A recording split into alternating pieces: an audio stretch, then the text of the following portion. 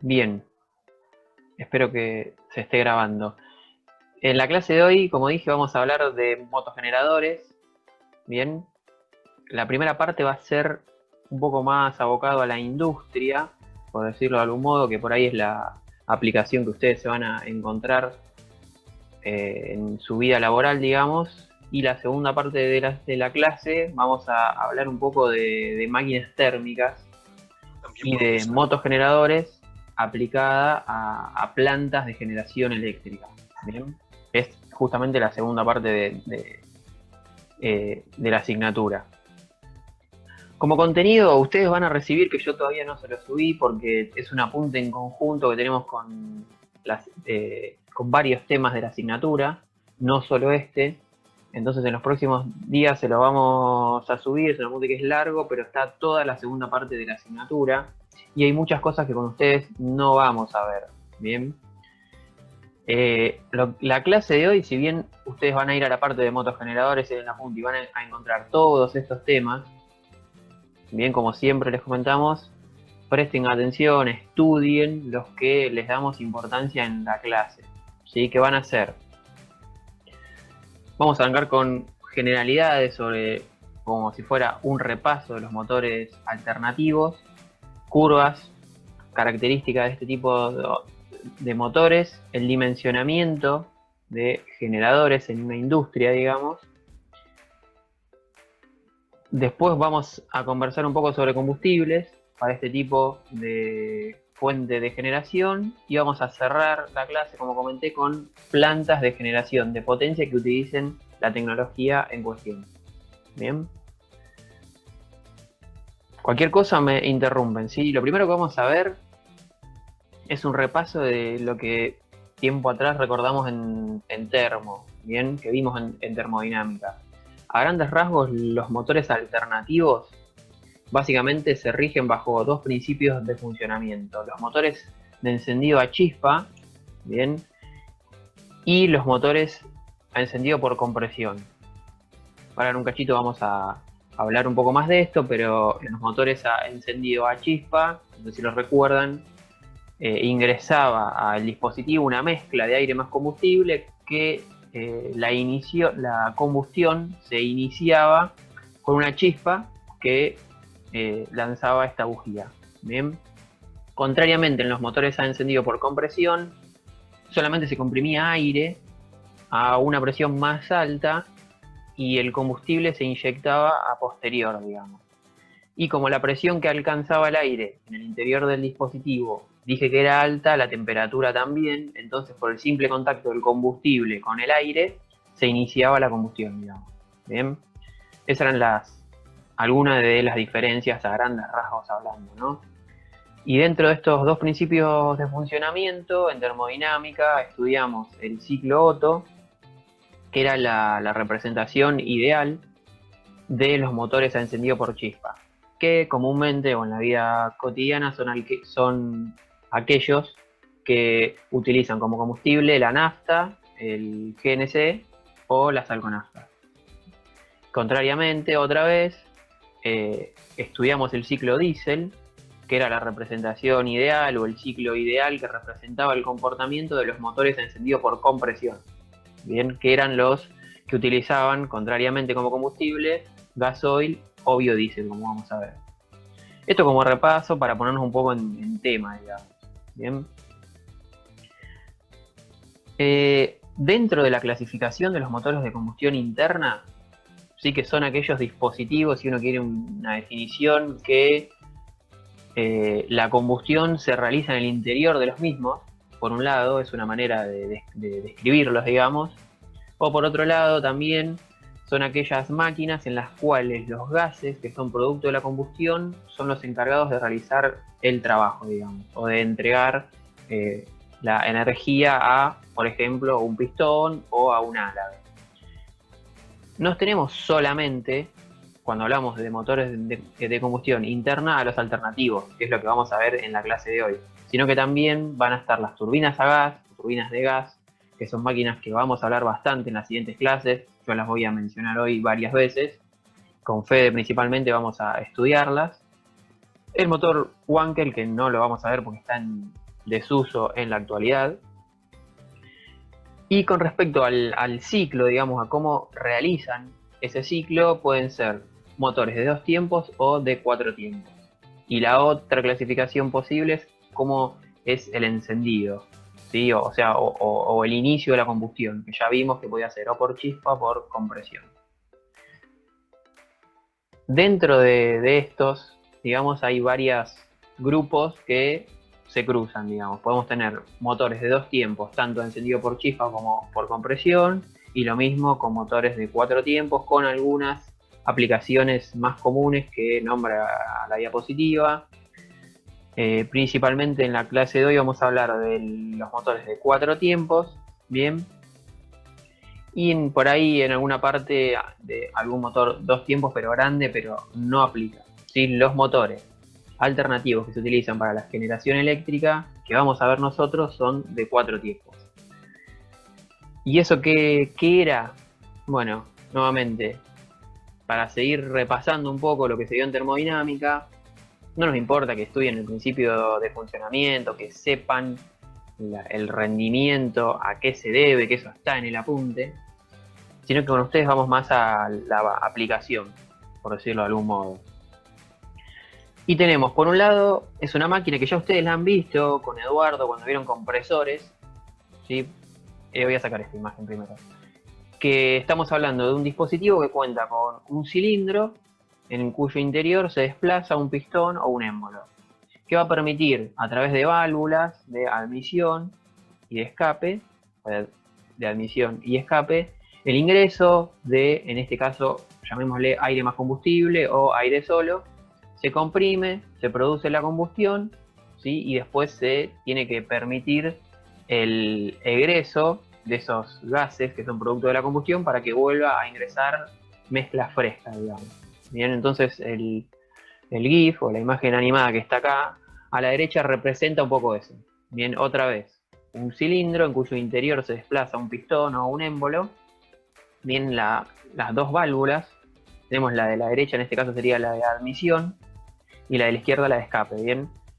Y acá tenemos con un número los 4 tiempos, digamos. Por eso es que se llaman así estos motores, ¿no? El primer tiempo es el de admisión, que es el que se produce acá. Segundo tiempo, la compresión. Tercer tiempo es la combustión, que es la carrera en la cual el dispositivo entrega un trabajo. Y el cuarto tiempo es el escape. Bien, y luego, bueno, inicia otra vez. Hay varias cosas, muchas cosas para hablar sobre estos dispositivos que escapan a esta clase, ¿no? Pero bueno, también como pueden ver acá, mediante un sistema de biela y cigüeñal o biela-manivela, como dicen los libros, va a transformar el movimiento alternativo del pistón en uno rotativo de un eje que va a ser mucho más fácil de aprovechar, por ejemplo, en un generador eléctrico. ¿Bien? Cosas para ver. Piensen que acá, además de hablar de potencia, que vamos a hablar mucho en todas las clases que siguen de esta asignatura, en este caso en particular también vamos a hablar en un ratito del concepto de par, ¿sí? O de momento. Bien, ¿por qué? Porque en los dispositivos estos piensen ustedes que existe un par, ¿sí? Entre, digamos, la transformación de este movimiento lineal del pistón en uno rotativo. Así que tiene que ver justamente con la diferencia entre la rotación, si se quiere, del cigüeñal y el de la biela. Bien, y eso es un concepto que vamos a ver y es importante en los motogeneradores. Casi tan importante como hablar de la potencia de un motor alternativo es hablar del par, ¿sí? Que el par de algún modo viene a representar la energía que tiene disponible el motor, ¿sí? Para entregar momento a momento. Y luego, en función de las RPM, transforma esa potencia, ese par, en potencia. ¿Bien? Y a lo que se puede observar también en este GIF es que tiene una carrera útil, o uno de los 4 tiempos es útil, ¿sí? Hay 3 que no entregan un trabajo. Entonces, la entrega justamente es pulsante de trabajo en los dispositivos de este estilo. Entonces, lo que se hace es colocar más de un juego de cilindros y pistones, como en la imagen que aparece en pantalla ahora, que por ejemplo hay 4. Vamos a ver que los motogeneradores tienen 12 o 18 o 24 conjuntos de cilindros y pistones, por un lado para sumar una potencia buena o de una magnitud importante, digamos, y por otro lado para hacer mucho más estable esa entrega de trabajo. Sí, fíjense que por ejemplo en esta imagen que hay 4, momento a momento, al menos uno de los 4 está entregando su carrera útil, que es justamente el que se está simbolizado con ese color medio rojo o naranja, que es la combustión. Bien, esto como para ponernos un poco en tema. Si no hay duda, sigo. Curvas características de este tipo de motores. Como dije, hay muchas. ¿Sí? Las que vamos a ver acá en esta parte son la de potencia y la de par motor, que ya algo mencioné. Si uno grafica, ¿sí?, cómo varía la potencia y el par motor de un motor alternativo, tiene más o menos esa forma que aparece en la pantalla. Se grafican en función de las RPM, ¿sí?, o de las revoluciones que tenga el motor. Y yendo a la curva de potencia, ¿sí?, fíjense que aumenta linealmente casi con el aumento de las RPM hasta un cierto valor en el cual las RPM son altas, entonces el sistema de suministro de combustible interrumpe el suministro por una cuestión de seguridad, para mantener la integridad del motor, digamos. Y la de par motor es una parábola, ¿sí?, que también aumenta con las RPM hasta un valor máximo y después de ahí baja el valor de par en función de las RPM, ¿sí? Fíjense que acá tenemos otras curvas, pero siempre la forma se va a mantener, ¿bien? Son esquemáticas, obviamente, en estos casos, pero fíjense que las curvas de potencia aumentan con las RPM y la de torque, fíjense que también aumenta hasta un cierto valor y luego decae el valor de torque. Los valores y cuán ancha es esta curva claramente puede cambiar de un motor a otro, pero la curva de un motor alternativo, tanto de potencia como de par, van a mantener esta forma, digamos. Bien. Y algo también importante para ver en este caso es un concepto que vamos a utilizar mucho en las clases que vienen, que es el consumo específico de combustible. Bien. El consumo específico de combustible da una idea de cuánto combustible hay que invertir en la máquina que se está estudiando, digamos, para obtener una unidad de lo que se desea. Por ejemplo, en un generador eléctrico es cuánto combustible uno tiene que invertir para obtener 1 kilowatt eléctrico. ¿Sí? Y eso, si uno se pone a pensarlo, claramente tiene que ser lo menor posible. Eso va de la mano con que el motor tenga un buen rendimiento. ¿Sí? Si el rendimiento del motor es bueno, con menos combustible es capaz de lograr 1 kilowatt. En cambio, si uno tiene un motor que no es tan eficiente, tendrá que invertir más combustible para obtener 1 kilowatt. De algún modo es la inversa del rendimiento, como vamos a ver. Es un concepto que, como dije, vamos a usar mucho en las próximas clases, porque se usa mucho en la generación eléctrica. ¿Bien? Y como dije, también se trata de que el motor trabaje en la zona de menor consumo de combustible que se pueda. ¿Sí? Bueno, Juan, en ese caso funciona a gramos de combustible, consumo este, específico. claro, está gramos de combustible sobre caballo vapor, CB, por hora. ¿Sí? Son las unidades que vamos a ver que en un rato hay otro ejemplo que creo que es la misma, si no recuerdo mal. Yendo a lo que es un generador eléctrico, la curva que es importante en un generador es la de par. Y acá hay algo que por ahí no es tan fácil de ver desde un principio, una vez que lo entienden, sí. Trayendo el esquema de la curva de par motor en función de las RPM, como dijimos, tiene esta forma, esquemáticamente hablando, ¿no? Aumenta en función de las RPM hasta un valor de máximo y luego de ahí decae el valor de par. Entonces la curva, claramente, en su punto de máximo queda separada en dos zonas. La zona de funcionamiento flexible, que es la de la derecha, y la zona de funcionamiento no flexible, que es la de la izquierda. ¿Y por qué se le llama así? ¿Y por qué es importante en un generador eléctrico? Varias cosas para ver. Primero, importante que recuerden de instalaciones eléctricas o máquinas eléctricas, es que la velocidad de rotación de un generador eléctrico tiene que ser fija, ¿sí? Porque eso va de la mano con la frecuencia de la energía que esté generando. Así que en nuestro país es de 50 Hz. Bien, entonces, digamos, un generador que tiene un par de polos va a tener que girar a 3000 RPM. ¿Sí? Si gira a 3000 RPM, bien, esas 3000 RPM pueden caer por diseño en la zona de funcionamiento no flexible o en la zona de funcionamiento flexible. Vamos a ver qué pasa en cada uno de esos casos. Digamos que cae en la zona de funcionamiento flexible. Las 3000 RPM, el valor de 3000 cae acá, por ejemplo. Entonces el motor va a estar sobre este punto de la curva. Bien. Cuando al grupo que está funcionando, digamos, supongamos que hay un corte de electricidad, entonces la industria enciende su motogenerador para alimentar ciertas cargas. Y de repente quiere agregarle una carga extra, encender un motor nuevo, digamos. ¿Qué va a pasar? El motor lo que va a sentir es que, por decirlo de algún modo, hay una fuerza que se le resiste, ¿sí? Y va a tener que aumentar, ¿sí?, la energía que está entregando ese motor.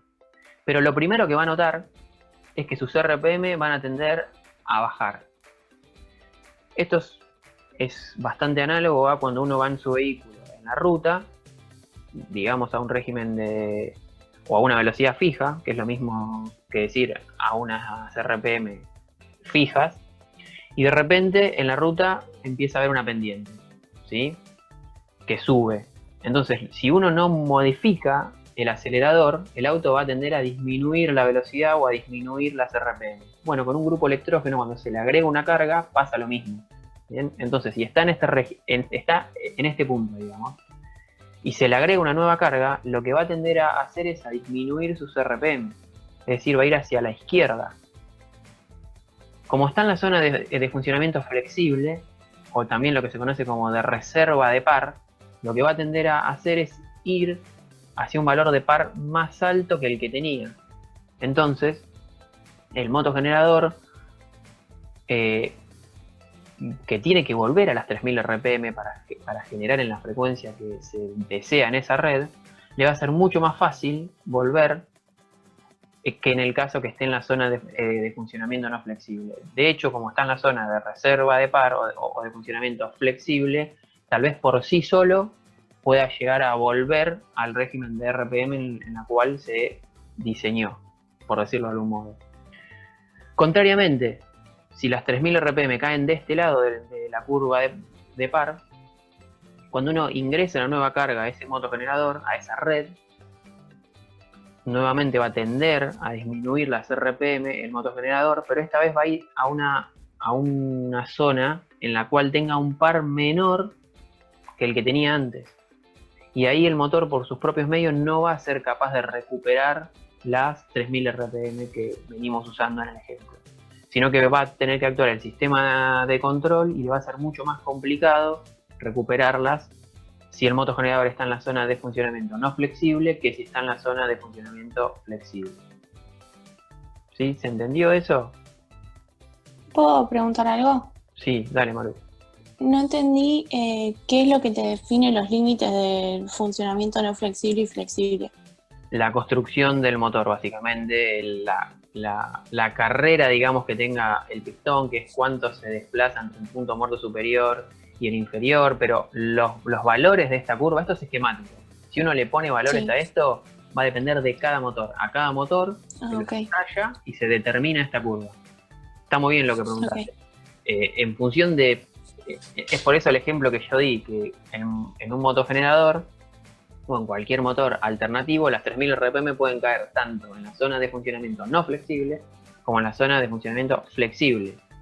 Lo que uno tiene que tener en consideración es que si ese motor alternativo va a estar acoplado a un generador que va a girar a 3000 RPM, estaría bueno que caiga del lado de la zona de funcionamiento flexible. ¿sí? Ok. Porque le va a ser mucho más fácil recuperar esas las revoluciones a las que tiene que funcionar cuando se le agrega una nueva carga, digamos. Pero va a depender de cada motor, de su construcción, digamos, ¿sí? Sí, gracias. No, de nada. Bueno, seguimos un poco más. Creo que esta era la parte más complicada por ahí. Grupos electrógenos. Bueno, ahora sí, dejamos a los motores alternativos solos. Sí, vamos a hablar de los grupos electrógenos. Que no es más que, lo dejamos pero por ahí nomás, ¿no? Un motor de combustión interna que está acoplado a un generador eléctrico. Imágenes que vamos a empezar a ver. Fíjense que tenemos, por ejemplo, algún motor que puede estar en alguna industria, ¿sí? Ya fíjense que el de la derecha tiene un tamaño bastante más importante. Configuraciones hay un montón. Fíjense que para que se puedan trasladar o mover de un lugar al otro. Insonorizados, el que está abajo a la derecha es lo mismo que el de la izquierda, pero con una cabina que va a hacer que el sonido, el ruido, mejor dicho, que produzca esta unidad quede confinado ahí adentro. ¿Sí? Eso es, como vamos a ver más adelante, una de las contras, si se quiere, de la tecnología, que es que tiene una contaminación sonora bastante importante. Y en una industria, ¿para qué se los puede utilizar a los grupos electrógenos? Varias cuestiones. Uno es como respaldo, es decir, si en algún momento, como el ejemplo que yo di hoy, si en algún momento el distribuidor tiene que interrumpir el servicio por lo que sea, o se interrumpe, la industria puede contar con estas unidades para seguir operando, ¿sí? Fuente principal en el caso de que, bueno, sea un cliente en el cual no tenga acceso a una red eléctrica, entonces se tiene que generar su propia energía. Y también se puede utilizar en algunas, ya un poco, unas aplicaciones más particulares, como puede ser cubrir el recorte de potencia. Como estuvimos viendo en clases anteriores de la asignatura, Camesa, que es la compañía que administra el mercado mayorista eléctrico, si en algún momento, por algún motivo, por el que sea, tiene que, o nota que no va a poder cubrir toda la demanda que tiene el sistema eléctrico, recuerden ustedes que les comentamos que los que tienen prioridad son los usuarios finales, las casas, digamos. ¿Sí? Entonces, ante la necesidad de que tenga que recortar, va a recortarle a las industrias. Entonces, ha pasado que Camesa llame a una industria de un tamaño importante y le diga, está consumiendo, digamos, 10 megas. Llama a Camesa y le dice, mira, en tantos minutos tu consumo tiene que pasar de 10 megas a 4 megas. Listo, tiene que hacerlo la industria eso, no hay razón por la cual no lo haga. Entonces tiene dos posibilidades, o apagar equipos por esos 6 megawatts de potencia que Camesa le dijo que recorte, o encender grupos electrógenos para suplir esa potencia y seguir con el mismo nivel de producción que venía. Bien, eso es un uso cotidiano, si se quiere, de estas unidades también. Bueno, la selección de los motogeneradores, o de los grupos electrógenos, mejor dicho, es un proceso que es bastante complejo, ¿sí? Tal vez a ustedes en algún momento de su vida laboral, en un futuro les toque estar en algún equipo, digamos, que esté encargado de opinar en la selección de un motogenerador. Entonces la idea de esta parte, de lo último que vemos en servicios en la asignatura, es darle una idea para que sepan qué factores hay que tener en cuenta al momento de seleccionar un grupo electrógeno para una industria, es decir, para una de estas tres posibilidades, digamos. Si bien en la determinación la va a tener un experto en el tema, que generalmente son los vendedores, y va a ser asistido por un software, es bueno saber cuáles son los factores que determinan el tamaño del grupo electrógeno. Bien. Bueno, uno de los fabricantes principales, que es Caterpillar, este que está en la imagen de la derecha, que es amarilla, bien, propone este método, ¿sí? Que es lo llama análisis de cargas, que propone estudiar a todas las cargas que tenga que alimentar ese grupo electrógeno y separarlas en función del tamaño, las características de arranque que tengan esas cargas y el uso previsto.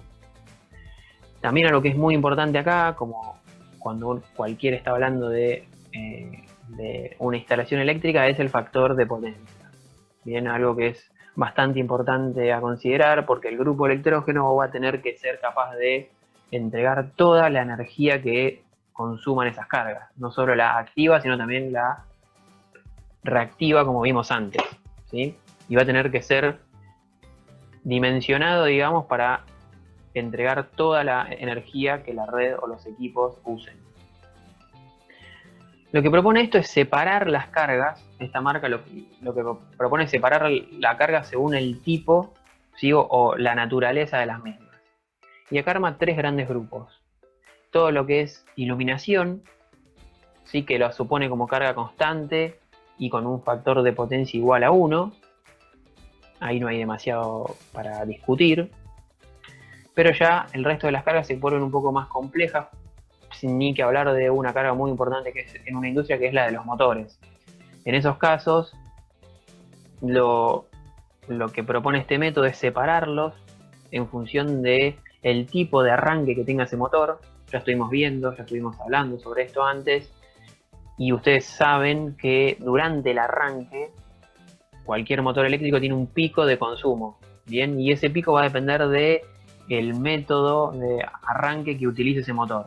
Si el arranque es directo, uno puede suponer que la corriente que consume es 6 veces la nominal, o la que consume bajo condiciones normales, digamos.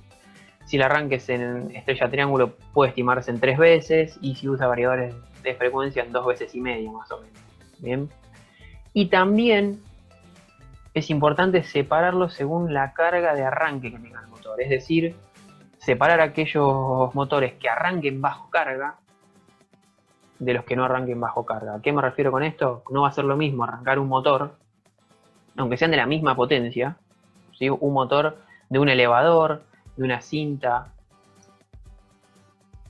transportadora, por ejemplo, que esté cargada, de cualquier motor que esté haciendo fuerza durante el arranque, digamos, que tenga un par importante, resistente durante el arranque, que de un motor, por ejemplo, de un ventilador o de una bomba centrífuga, que prácticamente no tienen par resistente durante su arranque, ¿sí? Es decir, que es importante el tipo de arranque que tiene y la fuerza que tiene que vencer cuando arranca ese motor, ¿sí? Es importante que se lo separe según este método, según esas cuestiones a los motores. Y por otro lado, ¿sí? Las cargas que no entran ni en sistemas de iluminación ni en motores, que tiene que ver con todo lo que introduce de algún modo la electrónica, como equipos de soldadura o transformadores o cargas de UPS, que de algún modo son bancos de baterías, ¿sí? Algunos equipos, que esto, bueno, tiene que ver un poco con los armónicos de la red, y en el caso de que estas cargas sean importantes, hay que tener un cuidado especial al momento de seleccionar el motogenerador. Bien. Bueno, es decir, separa las cargas en función de su naturaleza, por decirlo de algún modo, en 3 grandes grupos. Lo que es iluminación, que es el más fácil, el de motores, que ahí ya empieza dependiendo de cada caso, y el resto de las cargas que tienen que ver con electrónica, que también son cargas no sencillas, por decirlo de algún modo. Cuando uno suma todas estas cargas, puede tener de algún modo el tamaño o la magnitud del motogenerador de la industria, ¿sí? Pero no solo eso basta para saber el grupo que hay que seleccionar, sino que también va a depender del ciclo de servicio que tenga ese grupo. Es decir, no va a ser lo mismo que el grupo electrógeno se utilice como fuente primaria de energía, es decir, todo el tiempo, como servicio en paralelo, o en stand-by para estar disponible en caso de que se corte la energía de la red. Esto también va a determinar el tamaño del grupo electrógeno. Y acá aparece el concepto de factor de carga, para que lo sepan, ¿no? Que es, va a dar una idea del porcentaje del tiempo que ese motogenerador o ese grupo electrógeno esté en funcionamiento, que eso va a tener que ver con el ciclo de servicio básicamente, ¿sí? Y el porcentaje de la carga que tenga que alimentar, es decir, bueno, de su carga nominal, vos lo vas a usar a qué porcentaje de su carga nominal. Bien, este factor de carga, va a determinar la relación, por decirlo de algún modo, entre el tamaño del motor de combustión interna y el del alternador. Cualquier marca va a tener grupos electrógenos de la misma potencia, pero distintos factores de carga. Y va a depender del uso en particular, en cuestión. ¿Sí? Entonces, ejemplos nada más. Por ejemplo, un grupo que tenga un factor de carga del 70% está preparado para trabajar hasta 50 horas por año. Bien, y es lo que se conoce, según esta marca, como potencia auxiliar de emergencia. En cambio, grupos que tengan un factor de carga del 100% están preparados para trabajar horas ilimitadas en el año. ¿Sí? Eso son grupos que trabajan o que van a ir aplicados a fuente primaria. Bien, va a depender de cada caso esto. Y algo muy, muy importante que uno tiende a hacer en estos casos es, bueno, por las dudas comprar uno más grande. No importa, vos comprar uno más grande, porque va a servir, ¿sí? O en un futuro, si la industria crece, también nos va a servir esa unidad. Bueno, no es tan sencillo. Cualquier grupo electrógeno tiene un límite mínimo técnico al cual puede generar energía, ¿sí? Y por debajo de eso no funciona. Uno no puede encender un grupo grande para que alimente 4 luces, por decirlo de algún modo, o un motor chico. Generalmente, la mayoría de los grupos electrógenos no están diseñados para que funcionen a menos del 30% de su potencia nominal. Bien, entonces esto es algo que también es bastante importante, porque es común que, como dije, uno compre uno de un tamaño un poco más importante, más vale que sobre y que no falte. Bueno, no es tan sencillo en este caso. Bien, si no hay dudas... 30%, ay, dale. Perdón. Dale. Cuando decís a menos del 30% de su potencia nominal, ¿cuál sería la potencia nominal? La que indica el fabricante. Por ejemplo, yo te digo, no sé, un grupo de 15 kVA, que es kiloampere, como saben.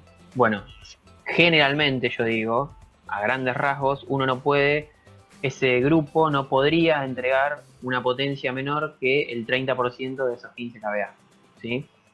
Vamos a ver que hay grupos especiales diseñados para las plantas de generación que pueden funcionar a una potencia, entregando una potencia menor que esta. Pero en lo que es grupo electrógeno para una industria no es tan común y no es recomendable. ¿Sí? Se diseñan para que funcionen cerca de su carga nominal, digamos.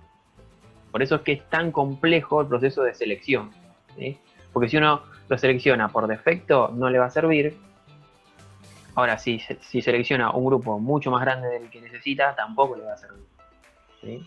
Hay que estar atento, nada más. No sé si respondí tu duda, Eugenio. Sí, gracias, Pam. No, de nada. Bueno, y como dijimos, cuando uno le agrega una nueva carga a un grupo que ya está generando, ¿sí? El grupo va a tender a variar sus condiciones. Como vimos hoy, lo que va a tender a hacer instantáneamente es a disminuir sus RPM, ¿sí? Y eso va a afectar, o sea, va a cambiar la velocidad de rotación del motor, y eso va a afectar tanto el voltaje como la frecuencia de la energía que ese motogenerador esté generando, o ese grupo electrógeno esté generando.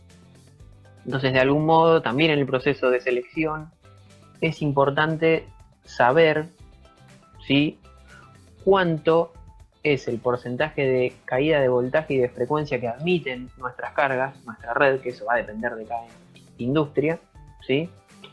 La duración del tiempo de recuperación, es decir, bueno, vos tenés, por decir algo, ¿no? O sea, un número común es que se admita un 30% de la caída de voltaje y un 25% de la frecuencia. Si uno no sabe nada, puede estimarlo de esa manera.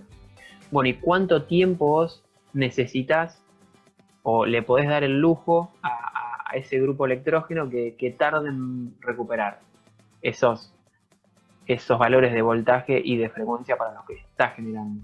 Bueno, eso va a depender también de cada caso, ¿sí?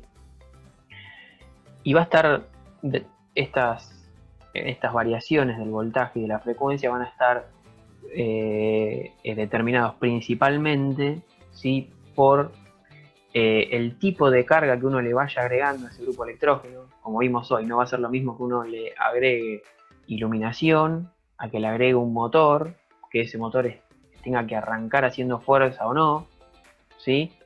Y el tamaño de esa carga. No va a ser lo mismo que uno agregue un motor pequeño que un motor grande. Bueno, todas esas cosas hay que tenerlas en cuenta. Y si bien hoy en día, gracias a la electrónica, los sistemas de control de los motogeneradores trabajan muy bien, ¿sí? Es decir, logran que los tiempos de recuperación sean bajos y que las caídas de voltaje y de frecuencia también, son cuestiones importantes a tener en cuenta al momento de seleccionar un motogenerador. ¿Bien?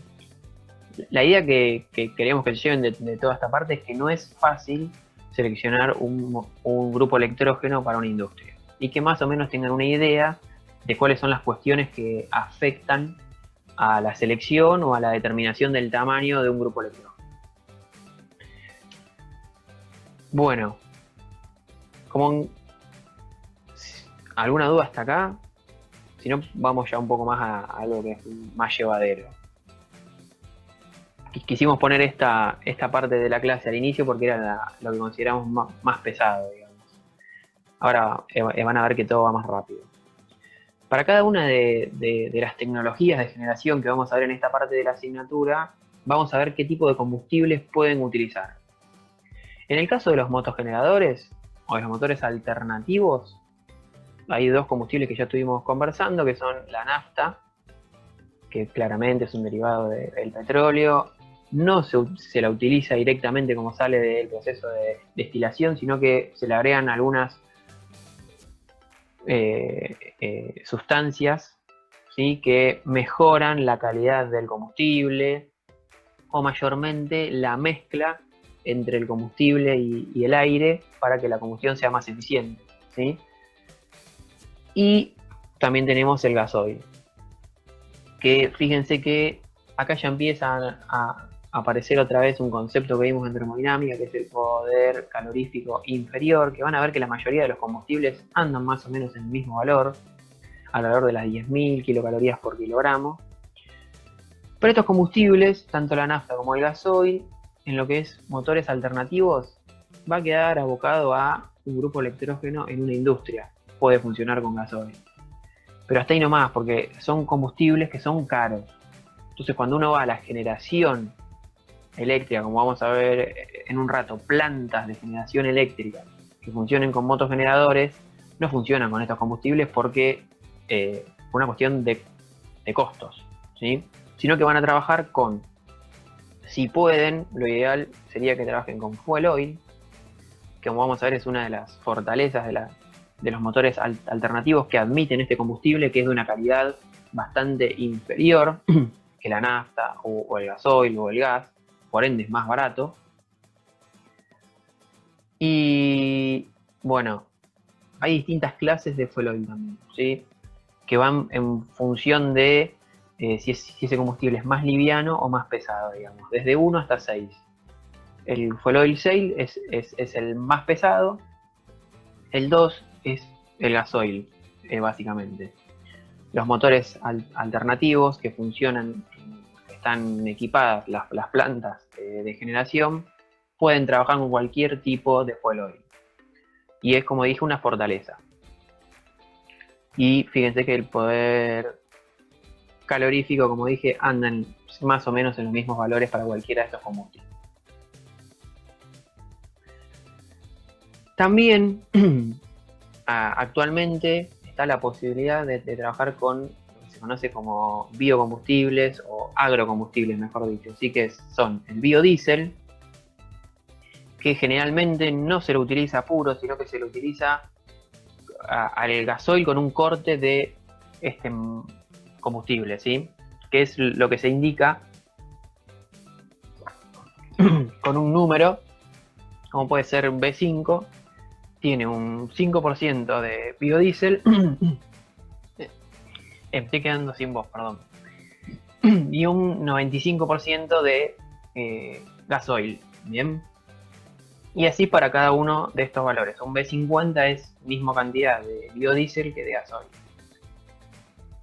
Características para comparar con el gasoil, que no vienen a el caso, digamos.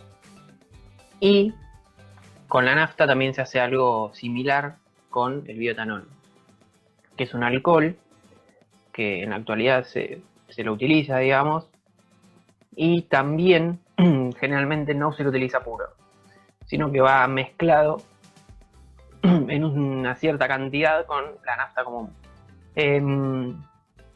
Sí, siempre les preguntamos en las clases si ustedes cargan de estos combustibles en sus vehículos, y la respuesta es que sí cargan, aunque no lo sepan, porque desde el 2016 en nuestro país hay una reglamentación que exige que en el caso del gasoil cuente con un mínimo del 10% de este componente que se lo conoce como agrocombustible, ¿sí? Y en el caso de las naftas, entre un 10 y un 12%. Siempre pasa esto, ¿sí? Fíjense, por ejemplo, acá trajimos un análisis de una nafta de YPF. No hace falta que le hagamos ningún tipo de publicidad en la asignatura, que en este caso es el Infinia Diesel. Y bueno, entre las características dice que cuenta con un 10% de biodiesel, ¿bien? En su composición. Y si uno va al asterisco, dice de acuerdo con la resolución de la Secretaría de Energía. Entonces, todos los que carguen Infinia Diesel, que están cargando un 10% de biodiesel. Y para ir a otro fabricante, en el caso de la nafta, fíjense, Shell, V-Power Nafta, ¿a dónde está acá? También, fíjense que en la leyenda que está abajo de la tabla, nos dice, nota, la nafta V-Power tiene un 12% de bioetanol de acuerdo con la legislación vigente, ¿sí? Es decir, aunque no sepamos, en nuestros vehículos cargamos un poco de combustible, de biodiesel en el caso que carguemos diésel, o bioetanol en el caso que carguemos nafta. Pero como dijimos, estos combustibles quedan relegados para lo que son las plantas de generación.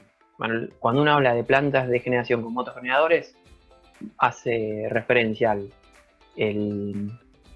fuel oil, en el mejor de los casos, ¿sí? Y si no, al gas natural.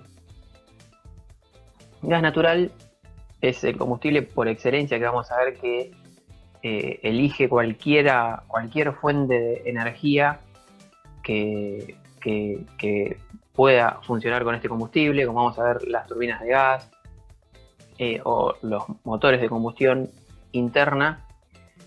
Es un combustible que es muy limpio, las emisiones tampoco son tan altas en comparación con los demás. Y en nuestro país tenemos la suerte de que tenemos bastante gas, al menos por ahora. Entonces es un combustible que vamos a utilizar bastante, ¿bien? Excepto, como ya mencionamos y vamos a volver a mencionar en el caso de algunas épocas del año en las cuales no alcance, en invierno principalmente, que uno lo utiliza en las casas como medio de calefacción, en esos casos algunas industrias de generación eléctrica se les recorta ese combustible y tiene que pasar a otro, ¿sí? Que es más caro, pero bueno, o más complejo. En el caso de los motores alternativos podría pasar a fuel oil, que sigue siendo un combustible que no es caro, pero sí su utilización es más compleja, ¿bien? Porque es un combustible que tiene una viscosidad importante, entonces tiene que calentarse para poder ser utilizado, digamos, ¿bien? Cuando uno habla de gas natural, principalmente está hablando de metano, ¿sí? Entre un 90 a un 95%, y el resto, bueno, va a depender de cada caso. Pero es principalmente metano este combustible. Y el GNC, que yo lo mencioné hoy, queda a un costado para lo que son plantas de generación, no es más que gas natural comprimido a una presión de alrededor de 200 bar. ¿Bien? Bueno, hasta acá hemos terminado con lo que es combustibles. Bueno, hay dos preguntas en el chat de combustibles. Ah, sí, dele. Ahí está, era por lo mismo. Dale, Edu.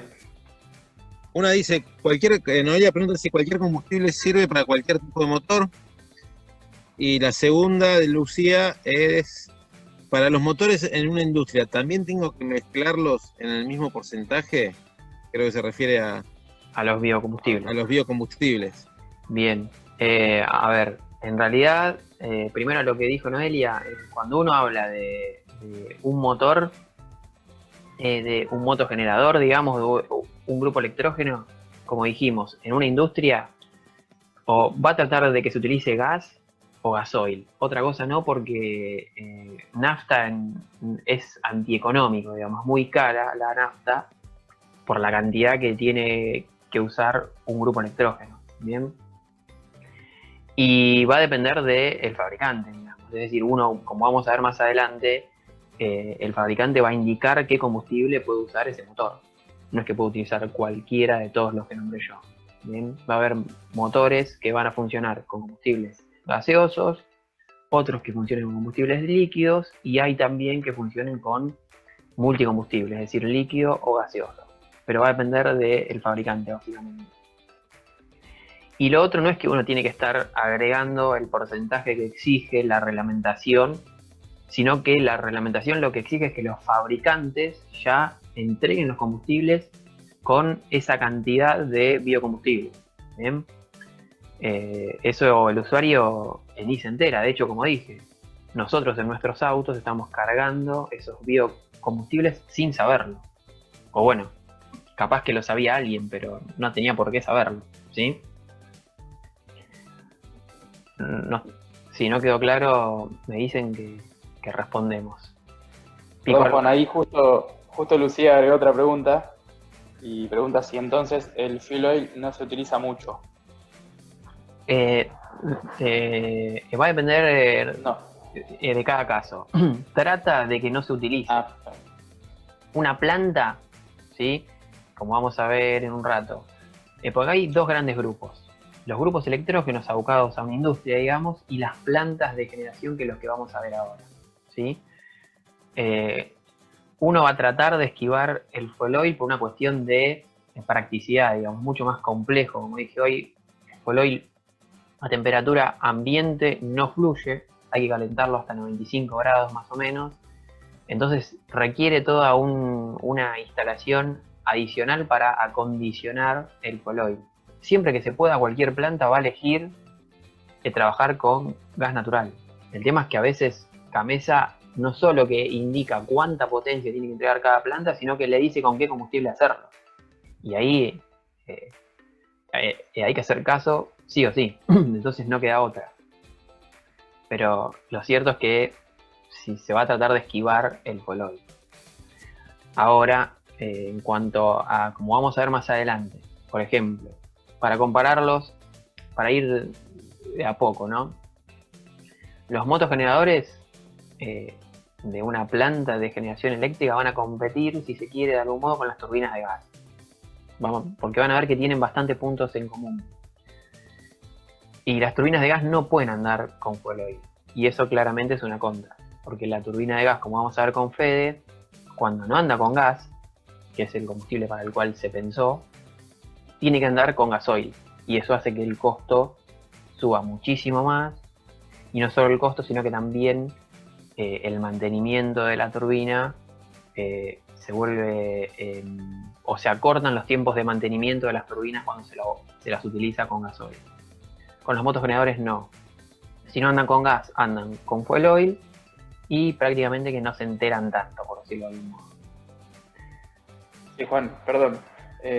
Vos sabés que recién estaba repasando la gráfica que la mostramos para industrial y que este año no pensaba mostrarla, del consumo de fuel oil en Argentina para la generación térmica Sí, y que solamente se da el consumo en las semanas más frías del año. claro. Entre la semana 20 y la 35 del año más o menos, que son las semanas más frías, ahí es donde se suele utilizar el fuel oil en centrales térmicas, ¿no? Claro, que es cuando se le Después, recorta el el resto gas. del año cuando hay gas, se usa gas. Bien. Bueno, vamos a seguir. Últimamente igual hubo bastante gas en nuestro país por vaca muerta, así que las centrales están utilizando bastante gas natural. Y ahora vamos a arrancar, si se quiere, como dije en un principio, esta era como en una clase que quedaba en el medio entre lo que es máquinas térmicas y servicios. Si bien nosotros arrancamos la asignatura o este cuatrimestre, como siempre, dándole más importancia a la parte de servicios, a partir de acá, de este momento, vamos a hablar de máquinas térmicas. ¿Bien? De acá y en las clases que siguen, dejamos un poco los servicios y vamos a hablar de máquinas térmicas. ¿Qué es una máquina térmica? No sé si recordarán la definición de termodinámica. Las próximas clases vamos a volver sobre esto. Pero es un dispositivo que permite transformar calor en trabajo, ¿sí? O también al revés. Pero en lo que vamos a ver nosotros son dispositivos que permiten, como dije, transformar calor en trabajo. Y vamos a ver ahora plantas de generación eléctrica impulsadas por motores de combustión interna.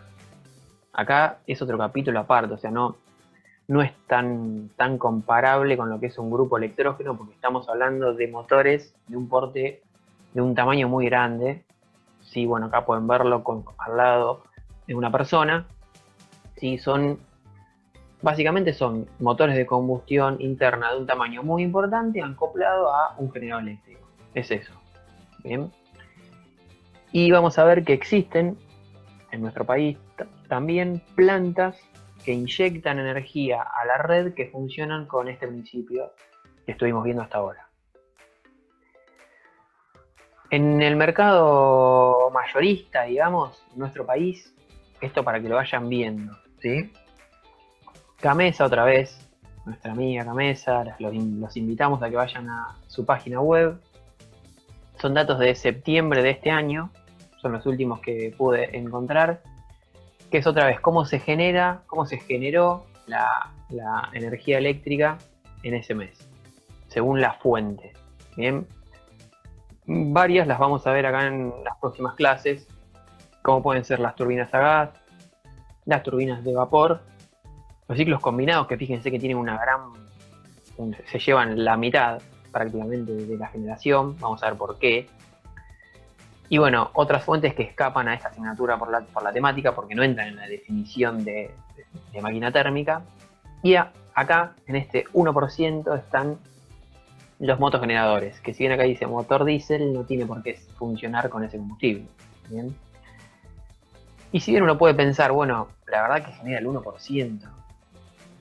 Está bien, pero lo que hay que ver, fíjense lo que aparece ahora, que es la variación interanual, si se quisiera, agosto del 2020 versus agosto de 2019, y fíjense que la fuente creció un 18% ahí. Y si uno compara julio, creció un 73%, es decir, que está creciendo esta fuente. No sabemos qué va a pasar en un futuro, pero en los últimos años se incorporaron varias plantas que utilizan los motogeneradores para inyectar energía eléctrica al SAI, digamos, ¿sí? Al Sistema Argentino de Interconexión. Por eso que estamos viéndolo, además de porque están los contenidos del programa de la asignatura, ¿no?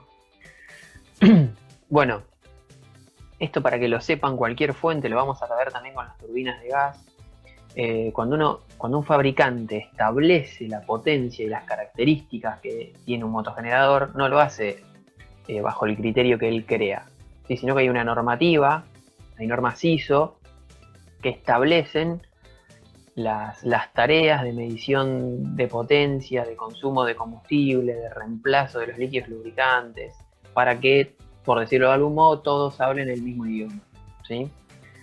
Hay distintas normas que también establecen el uso que tengan los grupos electrógenos. Siempre, ahora estamos hablando para lo que es plantas de generación, ¿sí? No para un grupo electrógeno en una industria, sino un motor alternativo abocado a las plantas de generación.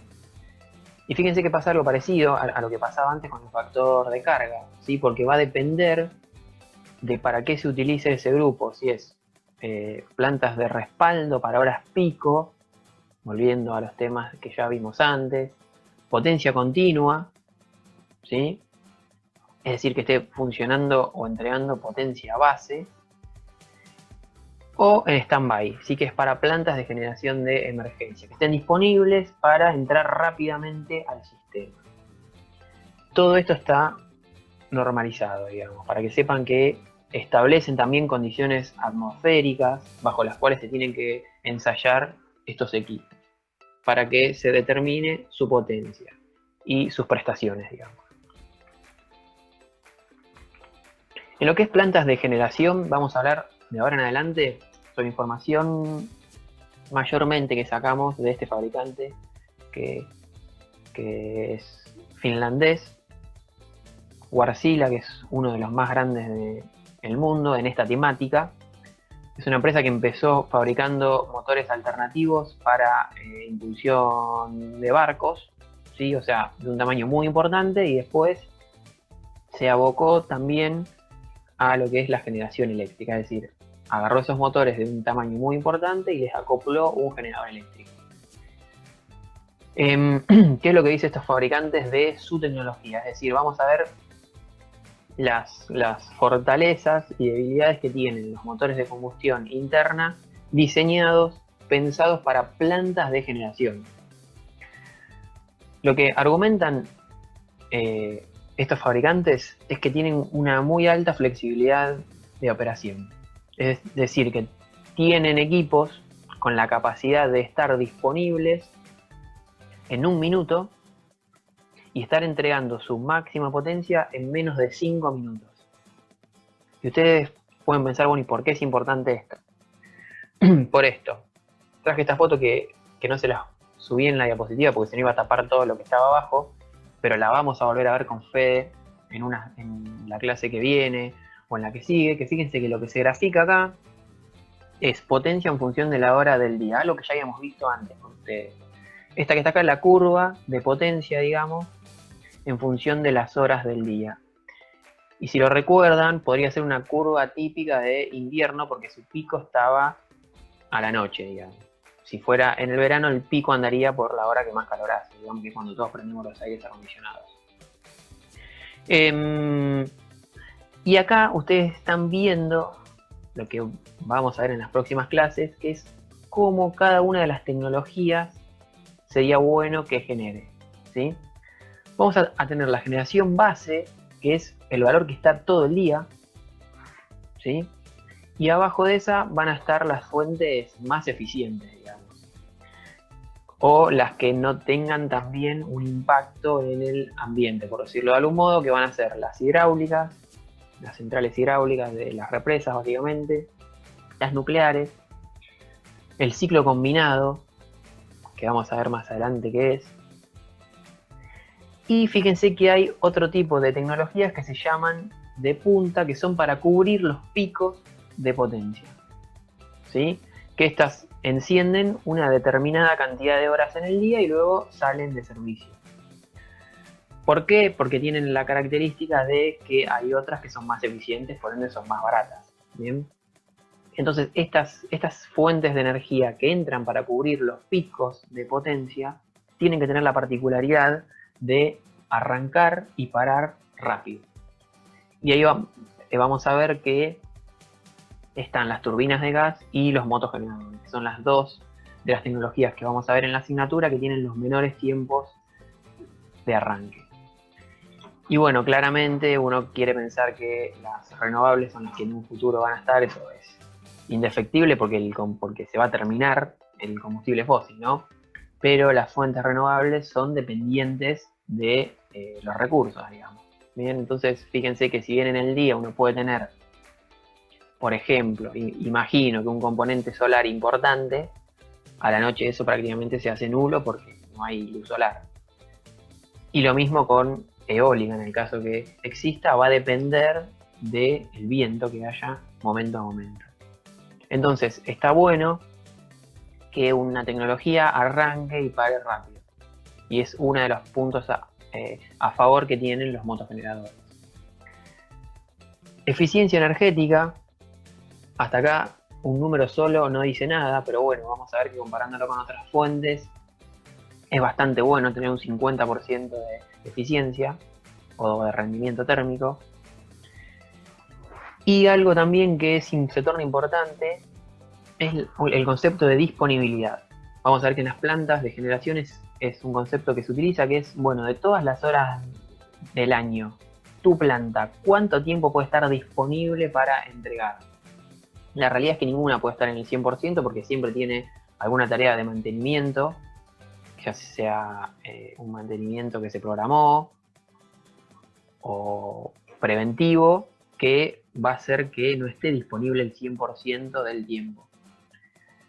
Cuando hablamos de plantas de generación de potencia de motogeneradores, por ejemplo, en Pilar hay una que en un rato vamos a mencionar, que tiene una potencia instalada de 100 megas. Para recordarlo, no sé si recuerdan de aquella clase a inicio del cuatrimestre, que por ahí en la de servicio eléctrico mencionamos cuál era la potencia pico del partido de Luján, histórica, y dijimos que andaban 75 megas. Bueno, esta planta de motogeneradores de 100 megas le sobra para alimentar a Luján en su máximo pico histórico. Bien, pero no hay un motogenerador de esa potencia, sino que la planta tiene 6 motogeneradores de una potencia más pequeña. Bien, entonces estas plantas logran una alta disponibilidad porque tienen muchas unidades, o como dice acá, se basan en la condición de múltiples unidades. Eso hace que en el caso de que haya que hacerle mantenimiento a una unidad, las siguientes sigan disponibles sin ningún problema. Bien, entonces si uno coloca, por ejemplo, por decirlo de algún modo, vamos a otro ejemplo, una planta de 100 megas está equipada con 10 generadores de 10 megas cada uno, ¿sí? En ese caso la disponibilidad es del 96,5%. Ahora, la marca lo que ofrece es, mira, si vos querés tener una disponibilidad más alta que esto, comprate un motogenerador extra. Es decir, poné 11 de 10 megawatts y ahí tu disponibilidad sube al más del 99%. Y si querés tener un 99,9%, comprá 2 unidades extras. ¿Por qué pasa esto? Y en algunos países, en realidad en casi todos, también se premia la disponibilidad. Entonces, en algunos casos conviene tener unidades en stand-by. Pero va a depender de cada caso y de la finalidad de la planta. Bien. Esto un poco para que vean qué gama o qué productos ofrece esta marca.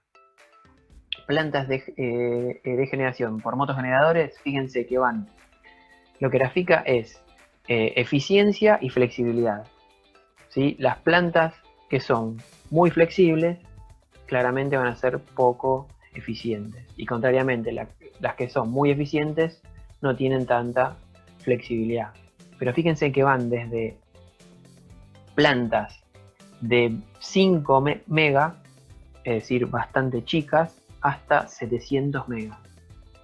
Básicamente es cuánta cantidad de motores alternativos van a colocar en cada una de las plantas. Y fíjense que también las separan en función del combustible que pueden utilizar. Como hoy preguntaban ustedes, plantas que funcionen con gas, plantas que funcionen con combustible líquido o multicombustible, que pueden funcionar con combustible líquido o gaseoso. Esto está sacado de un folleto técnico o de un documento técnico, mejor dicho, porque es bastante extenso, de la marca que estuvimos viendo. Yo, si quieren, después, si a alguien le interesa leerlo, se lo pasa, no tengo ningún problema, o lo subimos a la plataforma, pero como material de consulta, digamos, no hace falta que estudien eso. Bien. ¿Y qué es lo que indica este fabricante, digamos? Tienes plantas, las ofertas, digamos, de sus productos son plantas a gas, que, bueno, como dije hoy, se caracterizan por tener bajas emisiones por el combustible que utilizan, son compactas, y estas dos características hacen que puedan ser ubicadas cerca de los puntos de consumo, digamos. ¿Bien? Y fíjense que no necesitan una presión extra de gas, con la presión que viene de la red les alcanza para alimentar sus motogeneradores. El combustible como viene se lo utiliza básicamente. Y fíjense que el tamaño hasta 700 megawatts. Fíjense esto. Tiempo regular de arranque, sincronismo con la red, menos de 2 minutos, y carga máxima, menos de 10 minutos. ¿Sí? Tiempos de arranque rápido, es decir, con algunas tareas de precalentamiento que el fabricante indicará cuáles son, en menos de 5 minutos permite estar entregando la máxima potencia. ¿Sí? Y a lo que preguntaban ustedes hoy, fíjense, mínima carga que puede entregar es un 30%. Eso es con todos los motogeneradores encendidos a mínima carga. Ahora también existe la posibilidad de solamente con un motogenerador a mínima carga, y ahí pasa a ser el 3%. ¿Sí? Y bueno, en este caso tenemos ejemplos. En el 2014 se instaló esta planta en Estados Unidos de 224 megawatt, y no, ya con eso es suficiente para nosotros. Fíjense que son 12 motores, Wärtsilä, y bueno, acá tenemos la denominación, ¿sí? Pero en estos casos no hay como dijimos, un motor grande, sino que son varias unidades de un tamaño menor que sumadas entregan la potencia que el cliente especifica. Centrales a combustible líquido son centrales pensadas para lo que es carga base, es decir, para estar encendidas todo el día prácticamente. Mismo tamaño de potencia, eficiencia 47%, ese en el anterior no lo vimos, pero creo que era el 50%, ¿sí? Rondan esos valores entre el 40 y pico y 50%, 45 y 50%. Tiempos de arranque, fíjense que andan en el orden de los 10 o 15 minutos. Y tenemos plantas multicombustible, que pueden funcionar tanto combustible líquido como combustible gaseoso. Pueden realizar el cambio en funcionamiento, es decir, un motor que esté funcionando a gas puede pasar a combustible líquido sin parar, y pueden claramente estar funcionando una parte de la planta con combustible líquido y otra con gaseoso. Bien, otra vez gracias a que tienen varias unidades, digamos. Tiempos andan siempre en el orden de 15 minutos, 10 minutos. Bien. Y ahora casos particulares, digamos. Plantas de generación de emergencia, que es esta, si el cliente lo especifica en función de la utilización que le va a dar a esa planta. Fíjense que está pensado para cubrir las horas pico. Es decir, como vimos hoy en la curva, los picos de consumo de potencia que se dan, por ejemplo, en invierno a la noche. Y fíjense que puede darse la situación de contar con la máxima potencia en menos de 3 minutos. Y si uno realiza varias tareas de precalentamiento y de acondicionamiento de la planta, puede tenerla disponible en lo que el fabricante llama como tiempo de arranque ultra rápido en menos de 1 minuto. Una planta como esta está instalada en Brasil, por ejemplo. Y tiene una potencia de, tengo que correr las cámaras porque no lo veo, 175 megas, y utiliza fuel oil pesado como combustible. Esto va en función de los requerimientos del cliente en cada caso, ¿sí? Bueno, eficiencia entre 45 y 50%, digamos. Y también está la posibilidad de lo que se conoce como ciclo combinado, si se quisiera, con motogeneradores. Estas cañerías, sí, que se ven acá en las imágenes, serían los caños de escape de los motogeneradores, que uno puede hacerlos pasar por estos intercambiadores de calor y generar vapor para pasarlo por una turbina de vapor y generar potencia eléctrica nuevamente con los gases que salían de los motogeneradores, ¿sí? También puede, si uno utiliza el bypass que está acá, tirarlos directamente a la atmósfera. Esto hace que estas centrales tengan un rendimiento térmico de hasta un 54%, que van a ver cuando los comparemos con otras de las tecnologías, que es muy alto. No es tan común esto cuando vamos a hablar de plantas de generación con motogeneradores, son las que vimos antes, con combustible líquido, gaseoso o combinado. Pero mostramos esta parte para que sepan que la marca está trabajando en un mejor aprovechamiento de la energía para generar vapor con los gases que salen de los motores alternativos. Bien. No sé si hay algo más para mencionar de acá. Pueden funcionar, como dije, solo los motogeneradores o la parte combinada, que son los motogeneradores más la turbina de vapor, digamos. Pero no demasiado más. Esquema típico de una planta que funciona con esta tecnología con un tamaño de 50 megas, que podría abastecer a Luján casi todos los días del año, digamos. Fíjense que tiene un tamaño, voy a ocultar las cámaras, tiene un tamaño de 80 metros, es decir, menos que una cuadra. Acá tenemos los motores.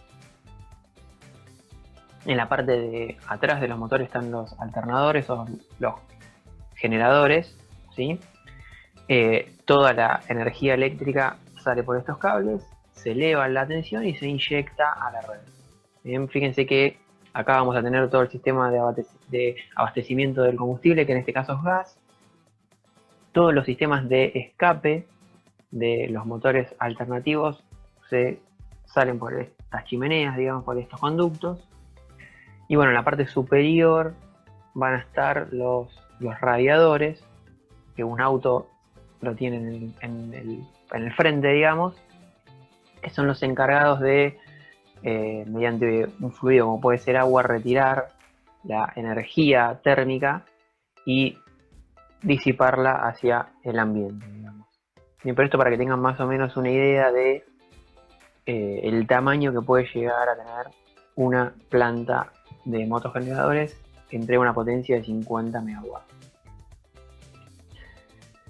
No hay demasiado más para hablar, creo. Solamente vamos a hablar ahora de qué está pensando la marca, o este fabricante, mejor dicho, en un futuro. Como dijimos, ellos saben que la generación base en un futuro va a estar con las energías renovables. Es decir, todo el día se va a estar tratando de generar con una fuente renovable. El tema es que son dependientes de los recursos, del sol, del viento, de lo que sea. Entonces van a tener que estar respaldadas, ¿sí?, por alguna fuente de las convencionales, de las que usamos en la actualidad. Y los motores alternativos, ellos creen que es una muy buena alternativa, ¿sí?, porque arrancan y paran muy rápido. Entonces, en el caso de que, por ejemplo, en un sistema eléctrico en el cual se esté inyectando con energía solar y de repente se nuble, la tecnología que salga a respaldar esa fuente que era solar tiene que arrancar muy rápido. Bueno, los motogeneradores permiten esa posibilidad. ¿Sí? Entonces es una tecnología muy flexible en comparación con las otras que vamos a ver. También la marca está trabajando, el fabricante está trabajando y ya desarrolló motores alternativos que funcionen 100% con hidrógeno, que se cree que es el combustible del futuro. Entonces, vamos a ver si en algún momento les interesa que con fuentes renovables también se puede generar hidrógeno, y ese hidrógeno luego puede ser quemado en los motogeneradores para generar en los momentos que las fuentes renovables no puedan. Y eso no pueden hacerlo, por ejemplo, los ciclos combinados, que como vimos era la principal fuente de generación en nuestro país. Los ciclos combinados, como vamos a ver, son instalaciones, voy a adelantarles algo, muy eficientes, las más eficientes que contamos en nuestro país, 60% de rendimiento térmico, pero son instalaciones muy complejas. Y eso hace que no puedan arrancar y parar rápido, es decir, no son flexibles. Por ende, Wärtsilä, este fabricante, argumenta que en un futuro la tecnología que respalde a las renovables va a tener que ser muy flexible y los motogeneradores es una buena alternativa. Bueno, ¿y qué pasa en nuestro país con esta marca? En la actualidad hay varias plantas que funcionan con esta fuente de generación, ¿sí? Hay más de 12 plantas en la actualidad, se instalaron 7 en 2017, que ahí fue uno de los años que más creció la tecnología. Todas las que trabajan o las que están en nuestro país pueden trabajar tanto con gas natural como con fuel oil. Y bueno, obviamente tienen la particularidad de poder ingresar rápidamente al sistema, es decir, en pocos minutos están inyectando energía a la red. Acá tenemos, para que vean algunas de las que se instalaron en el 17, con el equipo de máquinas térmicas tuvimos la suerte este verano de ir a visitar la de Pilar, que ahora más adelante vamos a hablar un poquito de esta planta. Y bueno, para que vean más o menos el tamaño, que andan entre 40, la más chica, hasta 100 megawatts de potencia. Yendo a la planta de Pilar, es una planta que tiene una potencia instalada de 100 megawatts, multicombustible. Es una planta que los inversores la compraron llave en mano, es decir, Wärtsilä hizo absolutamente todo. Y no solo eso, sino que también firmaron un contrato de operación y mantenimiento por 10 años. Es decir, la marca también se hace cargo de la operación y el mantenimiento durante los primeros 10 años al menos. ¿Bien? Esto hace que, según también argumentan ellos, la planta sea mantenida como corresponde, digamos, y monitoreando todos los parámetros que ellos creen importantes. Es la planta del sistema eléctrico argentino que más rápido puede inyectar potencia en la red. Desde que recibe el llamado de Gamesa, en el caso que tenga que generar por emergencia, digamos, en el caso que desde que Gamesa lo llama, en menos de 20 minutos puede estar inyectando la máxima potencia. No hay otra planta en Argentina que tenga ese tiempo de respuesta, digamos. Rendimiento 44%, ¿sí? Consumo específico, lo que hablábamos hoy, 1920 kilocalorías sobre kilowatt hora. Otra vez, un número solo no dice nada, pero van a ver que al compararlos con otras tecnologías que vamos a ver más adelante, este número es bastante bueno. Y recuerden que el consumo específico tenía que ser lo más bajo posible, ¿sí? Porque es cuánta energía uno tiene que suministrar en modo de combustible para obtener 1 kilowatt de potencia. Disponibilidad que tiene esta planta, bueno, mayor que el 96%. En los primeros 2 meses de generación, o desde que se instaló, digamos, entregó 400 horas potencia a la red. Esas 400 horas generalmente anduvo en 8 horas por día, separado en 2 bandas, un rato a la mañana y un rato a la noche, que son justamente los horarios picos, digamos. Bien. La planta, fíjense que durante estos 2 meses arrancó y paró más de 50 veces. Y esto no le afecta absolutamente nada a la tecnología, digamos. Está preparada para arrancar y parar constantemente, y eso es lo que hace que sea un buen complemento de las fuentes renovables. Cualquiera de las tecnologías que vamos a ver de generación no se caracterizan por tener mucha mano de obra. Si son industrias de capital intensivo, digamos. Es decir, está todo muy automatizado, las salas de control son muy complejas y pocas personas pueden operar. O sea, no es una particularidad de los motogeneradores que tengan 3 personas por turno. En las otras tecnologías que vamos a ver pasa algo muy parecido. Bueno, nada más de esta planta que está acá cerquita. Sí, Eugenia. Juan, ¿esta planta solamente trabaja entonces cuando Gamesa se lo pide, por ejemplo? Cuando no se alcanza. Ok. Sí. Esta planta en particular no trabaja continuamente y siempre está disponible para inyectar, pero inyecta en los momentos en que el consumo de energía en la red tiene un pico, digamos. ¿Bien? Es para esos momentos. Porque, como dijimos hoy, hay otras tecnologías, como vamos a ver en las siguientes clases, que son más eficientes y son las encargadas de la generación base, que se llama, que es lo que se consume todo el día, básicamente. Este tipo de plantas, como las turbinas de gas que vamos a ver con Fede, están pensadas para lo que son los consumos pico o, en algunos casos, cubrir algunos puntos de consumo específicos que no tengan acceso a la red, digamos, y bueno, se coloca una planta específicamente para esa función.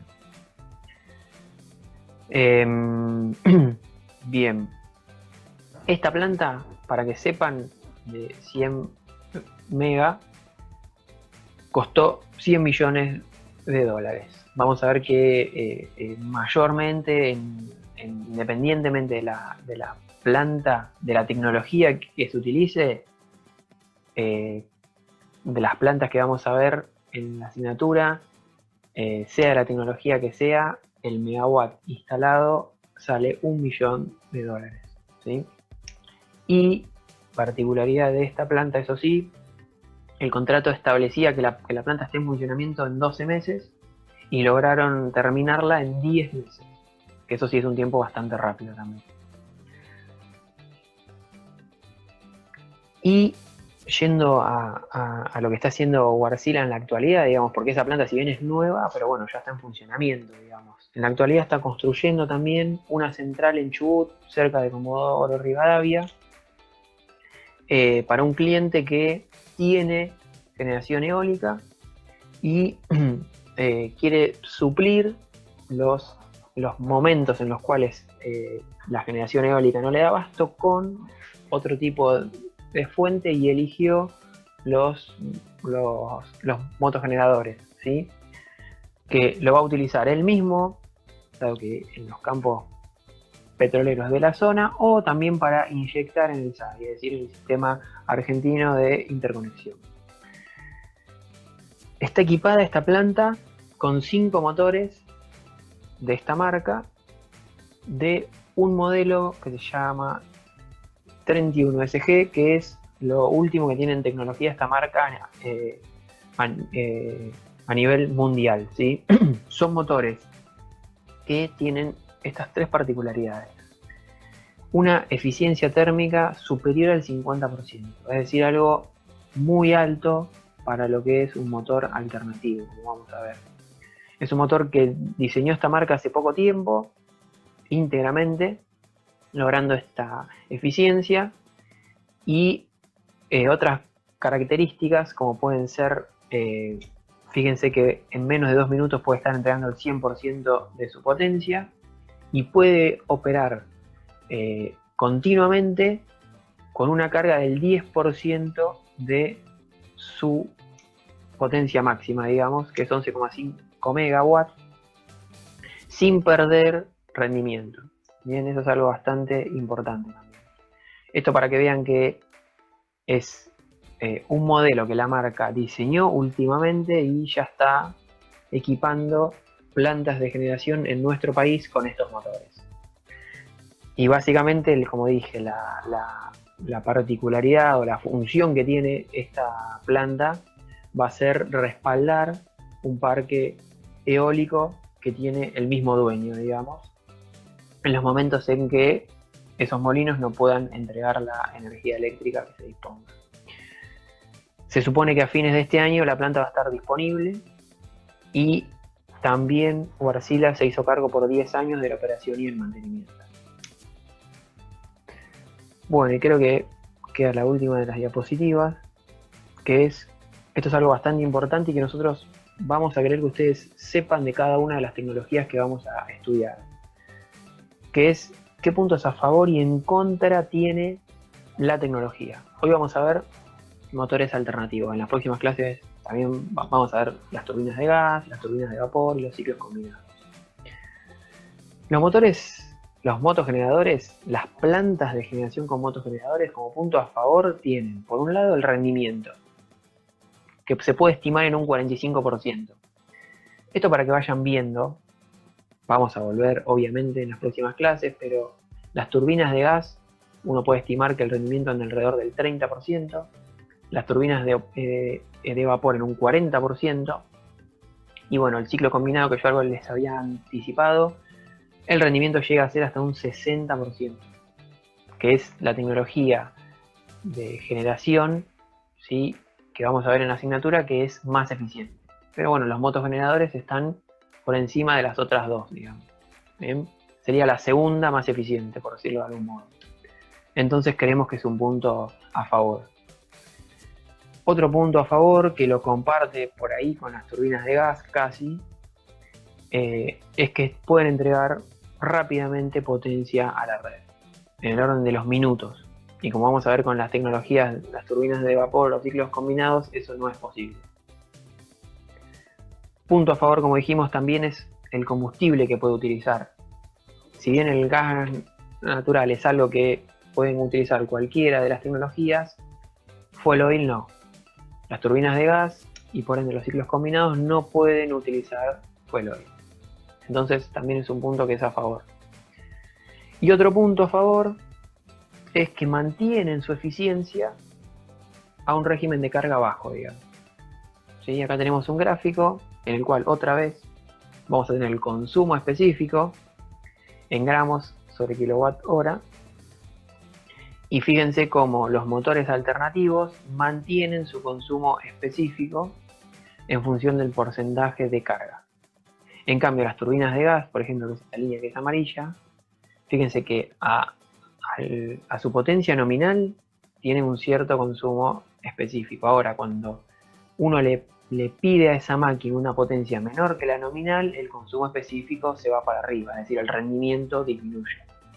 Entonces, los motores alternativos mantienen su rendimiento, o lo que es lo mismo, su consumo específico, cuando baja el porcentaje de carga que se le pide. Es otra de las cosas a favor que tiene la tecnología. Pero bueno, no todo es lindo y claramente tiene puntos en contra. Tal vez uno de los mayores es que son máquinas que al tener tantas piezas móviles y se mueven encima alternativamente, si no es como el rotor de una turbina que está girando siempre en el mismo sentido, sino que acá alternativamente se mueven las piezas, eso hace que tengan una muy alta necesidad de realizarle mantenimiento a este tipo de unidades, ¿sí?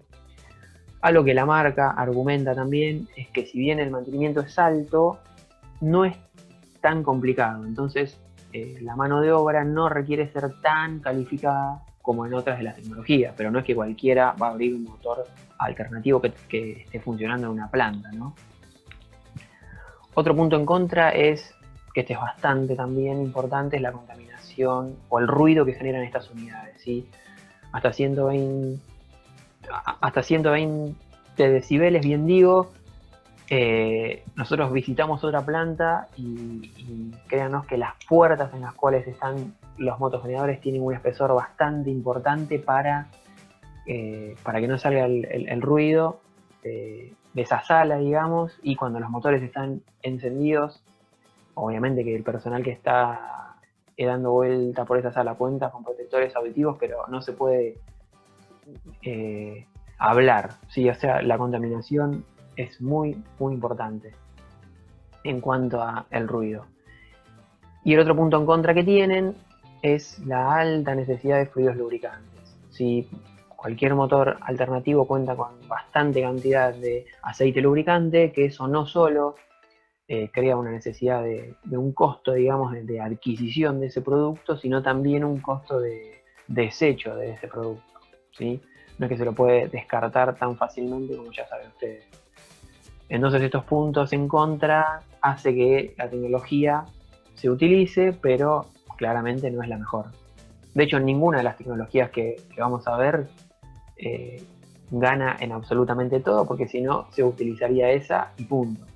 Cada una de las tecnologías van a ver que tienen sus puntos a favor y sus puntos en contra, y eso hace que el campo de aplicación que tenga cada una sea específico, digamos. ¿Bien? ¿Alguna duda hasta acá? Creo que ya estará la última diapositiva. Sí. Bueno, hasta acá hemos terminado con esta clase. Voy a dejar de grabar y respondemos dudas. Vamos a retomar en las próximas clases.